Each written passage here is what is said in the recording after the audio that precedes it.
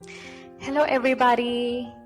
Hi, welcome back to the channel, The Vibing Star Seed. आप सबका स्वागत है और ये है आपकी हिंदी टैरो रीडिंग।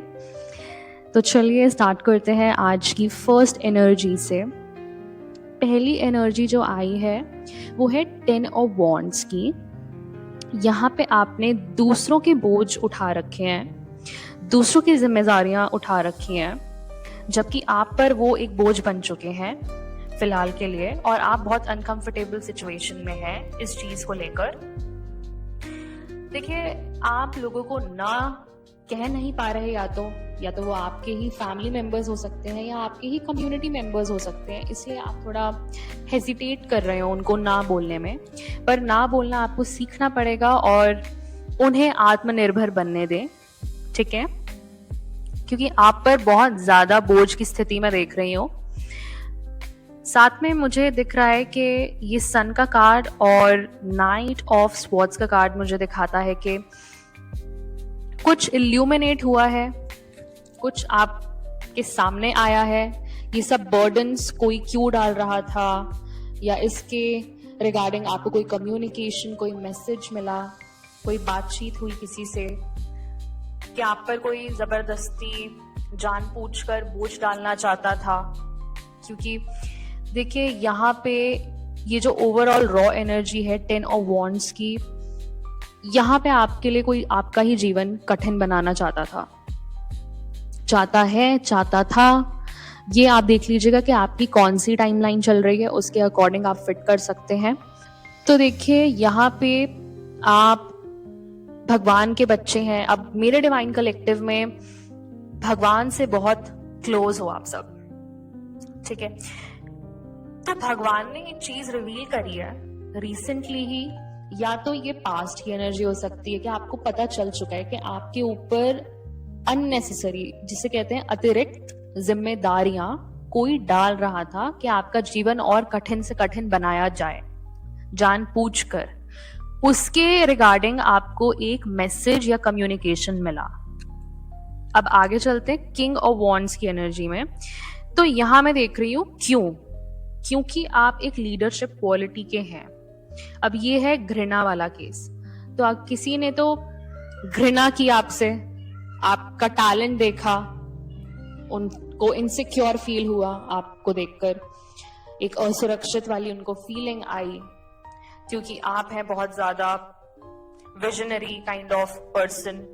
आप प्राकृतिक रूप से ही एक लीडरशिप क्वालिटी वाले इंसान रहे होंगे, एक दूरदर्शिता आपके अंदर है, विजनरी हैं आप, ठीक है? आप हर जगह जाते हैं तो आप दूसरों को भी सम्मान से ट्रीट करते हैं, आपको भी सम्मान मिलता है।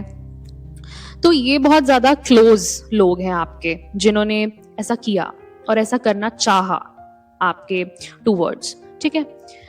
उसी के साथ में देख रही हूँ 6 of swords reversed and 9 of cups upright की एनर्जी है। तो देखिए, कोई सिचुएशन ऐसी रही होगी जहां आप पे बर्डन्स जो डाले गए, उस सिचुएशन से मूव ऑन नहीं कर पा रहे होंगे, इतना ज्यादा बर्डन था।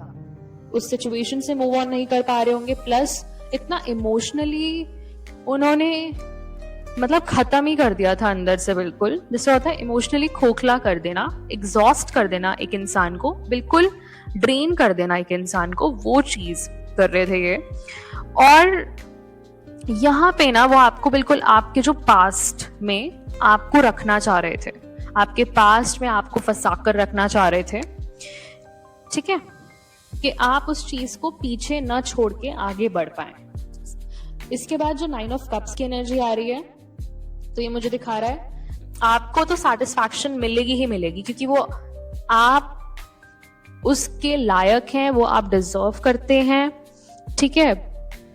यहाँ पे ना मुझे ऐसा फील हो रहा है कि आप या तो एक लीडरशिप रोल लेने के लिए बिल्कुल तैयार हैं, ठीक है? आगे अपनी लाइफ को चेंज करने के लिए बिल्कुल तैयार हैं। पर ये जो फिर से जो पास्ट के लोग हैं या पास्ट का जो दुख है, कुछ ऐसे जख्म हैं, वोन्स हैं जो कि बार बार आते रहते हैं वापस, तो इनको आप ना कहना सीखिए, क्योंकि ये फालतू बर्डन डाल रहे हैं आप पे, क्योंकि वो नहीं चाहते कि आप आगे अच्छा करें। ये बहुत सिंपल बात है, क्योंकि उनको दिखता है कि आप किंग और वॉन्ड्स की एनर्जी के हैं, आप एक लीडरशिप क्वालिटी के इंसान हैं और आप अच्छा करेंगे। उनको दिखता है ये, इसीलिए ही किया है उन्होंने ये सब, ठीक है, या कर रहे हैं। देखिए उसके बाद मैं देख रही हूँ आपको वो फेस करना ही पड़ेगा जो आप पीछे छोड़ के आए हैं, या खुद आप इमोशनली एक जगह अपने आप को स्टक फील कर रहे हैं, फंसा हुआ फील कर रहे हैं इमोशनली, तो अब वहां से आप बाहर निकलिए। और जो भी चेंजेस आने वाले हैं या चेंजेस आ रहे हैं उनके साथ साथ डरिए मत, क्योंकि मूव ऑन फिर आप नहीं हो पाएंगे, है ना। आप आपका जो भी प्लान है उसके साथ आप चलिए, है ना, और अपने जो ड्रीम्स हैं, अपनी जो इमोशनल सेटिस्फैक्शन है उसको पूरा करें। जब तक आप उन लोगों को अलाउ नहीं कर देते अपने बाउंड्रीज को क्रॉस करना, तब तक वो लोग आपको कुछ नहीं कर सकते, ठीक है। उसके बाद है page of pentacles with 9 of pentacles and justice.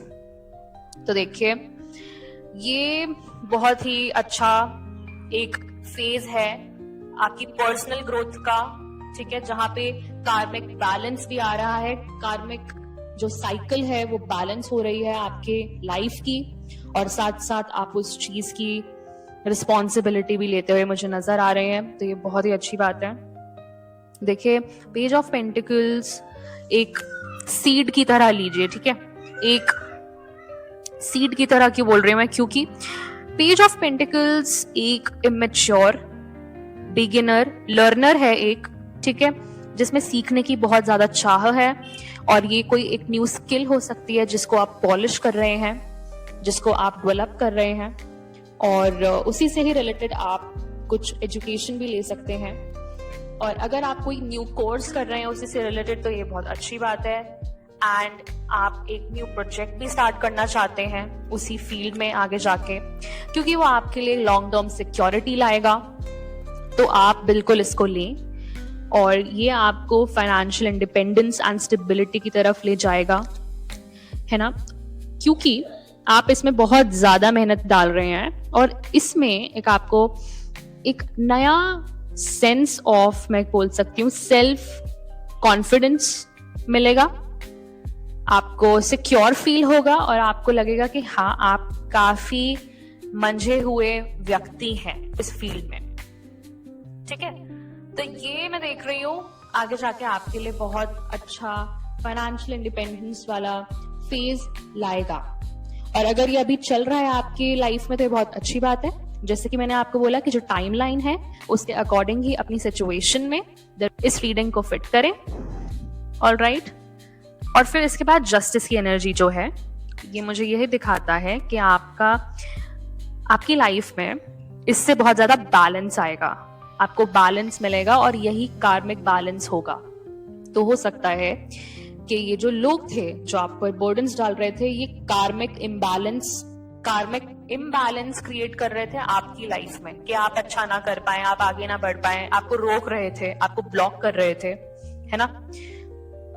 इसके साथ साथ ही मुझे, हाँ जी, देखिए आपको सबसे पहले ये समझना होगा कि जो जस्टिस है ये सब कार्मिकली हो रहा है, ठीक है, इस पे आप ज्यादा फोकस ना करें, आप फोकस करें अपनी इंटेंशन पर, अपनी ईमानदारी पर, और अपनी आत्म अनुशासन पर, ठीक है, क्योंकि वो ही आपको आगे ले जाएगा इस फील्ड में जो भी आप परस्यू करना चाह रहे हैं अभी।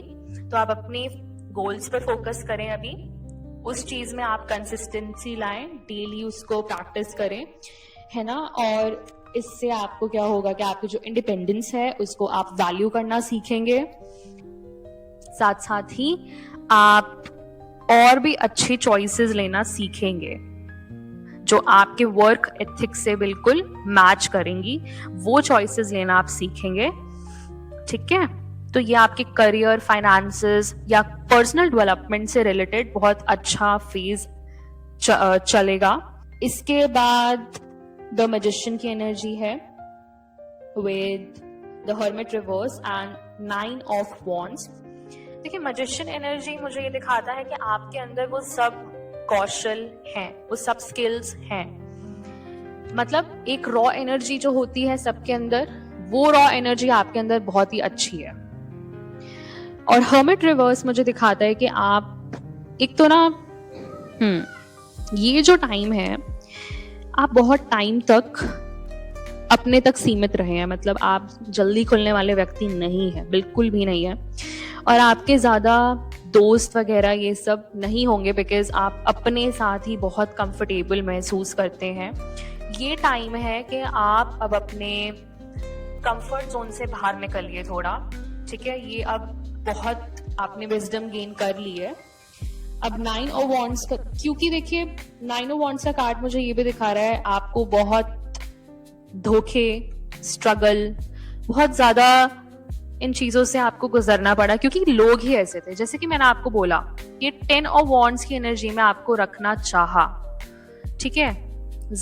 जबरदस्ती की जिम्मेदारियां, जबरदस्ती आपका जीवन कठिन बनाया। और ये कोई भी लोग हो सकते हैं, ये आपकी फैमिली हो सकती है, ये आपके दोस्त हो सकते हैं, या आपकी कम्युनिटी में कोई भी हो सकता है जो कि आपके बहुत क्लोज था, जिनको पता था आपके बारे में अंदर तक। तो मैं ये देख रही हूँ। तो उसके बाद शायद ऐसा एक टाइम आया होगा जब आपने सबसे बात करना बंद कर दिया होगा। बाउंड्रीज आपने बिल्कुल इस्टेब्लिश करी होंगी, बाउंड्रीज बनाई होंगी आपने, तभी आप हर्मिट इन रिवर्स की एनर्जी में आ गए हैं। अब क्या बस बाहर निकलिए अब थोड़ा, ठीक है। अपनी जो पावर है उसे वापस लें, और ये जो भी सिचुएशन है जो आपको ड्रेन कर रही है, जो आपको नीचे खींच रही है, उससे आगे बढ़ें, ठीक है। अब चाहे आप कितना भी ऐसा लग रहा हो कि बहुत अकेला फील होता है, बहुत अकेलापन महसूस होता है कभी कभार, तो देखिए वो ना सिर्फ सेल्फ डाउट है, आप अपने ऊपर डाउट कर रहे हैं, और वो सिर्फ मेंटली एक कंफ्यूजन है और कुछ भी नहीं है, ठीक है। आपको किसी ने नहीं रोका, हमें फील होना स्टार्ट हो जाता है कि क्या मैं उसको फोन करूंगा या करूंगी तो ठीक रहेगा, अगर मैं उससे हेल्प मांगूंगा या मांगूंगी तो ठीक रहेगा, बिकॉज आज तक सब कुछ खुद ही किया है। तो दूसरों से हेल्प मांगने में भी फिर बहुत हेजिटेशन होती है, राइट। तो देखिए ऐसा नहीं है, प्लीज हेजिटेट ना करें, आप बिल्कुल हेल्प ले सकते हैं, ठीक है। और आपका पूरा का पूरा राइट है कि आप हेल्प मांग सकते हैं। आपको अभी आत्मविश्वास पूरा रखना है कि हाँ ये आप कर सकते हैं। अपने आप को बहुत ज्यादा आइसोलेट ना करें, ये टाइम है आप थोड़ा ओपन अप हो और कनेक्ट हो ऐसे लोगों के साथ जो कि आपको सपोर्ट करते हैं, ठीक है। एक सपोर्ट सिस्टम रखिए अपने पास, ठीक है। और हाँ, चलते रहें, डोंट गिव अप। आपकी मंजिल बहुत पास है, क्योंकि ये जो टाइम है ना जहां पे हमें लगने लग जाता है कि बस अब और हो पाएगा या नहीं, अब कर पाऊंगा या नहीं, अब हो सकता है कुछ इसके बाद या नहीं, मुझे तो लगता है कि इस फेज के बाद कुछ हो ही नहीं पाएगा। तो वो ही फेज होता है जिसके बाद एक ब्रेक थ्रू आ रहा होता है और हमें वो नहीं दिखता होता, और उसके बाद ही ब्रेक थ्रू आता है। तो ये वो है मेक इट और ब्रेक इट वाला पॉइंट 15 टाइमर पे, तो ये बिल्कुल कॉन्फर्म करता है, ठीक है। उसके बाद देखिए बॉटम ऑफ द डेक की एनर्जी जो आई है वो है 3 ऑफ पेंटिकल्स रिवर्स, साथ में night of wands.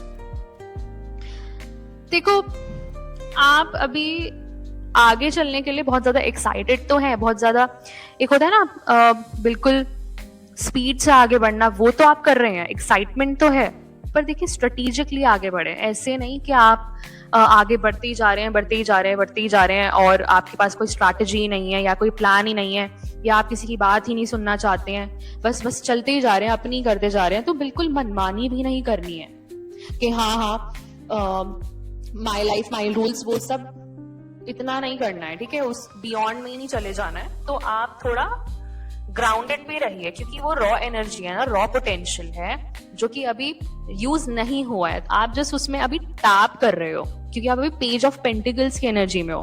Page of pentacles होता है बिगिनर वाली स्टेज।